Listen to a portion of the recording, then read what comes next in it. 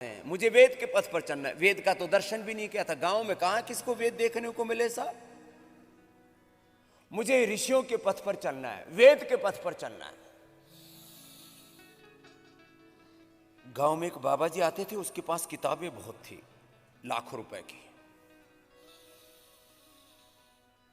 15-20 trunk बोलते थे, संदूकें भर रखी थी उसने।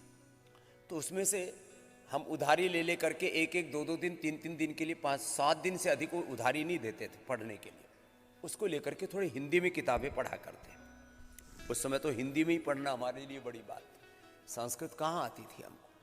लेकिन एक संकल्प था कि मुझे योगी बनना है, वेद के पथ पर, ऋषियों के पथ पर, सनातन वैदिक धर्म के मार्ग पर चलना है। इस सत्य सनातन वैदिक धर्म के पथ पर चलूंगा, संकल्प था।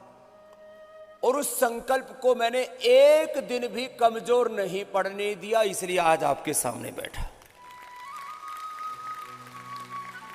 एक संकल्प ने, इसलिए मैंने, मुझसे लोगों ने पूछा कि आप यहां तक कैसे पहुंचे, तो मैंने अपने पूरे जीवन को ऐसे सिंहावलोकन करके देखा।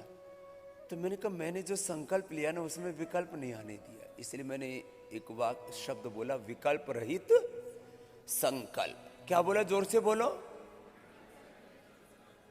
और उसको बात, संकल्प से तो बात नहीं बन जाते हैं, तो संकल्प हमें उत्प्रेरित करता है किसी लक्ष्य ध्येय के लिए। इसलिए अगला मैं शब्द बोलता हूं, उसको पूरा करने के लिए अखंड प्रचंड पुरुषार्थ। तो अभी मैं संकल्प की बात करता हूं।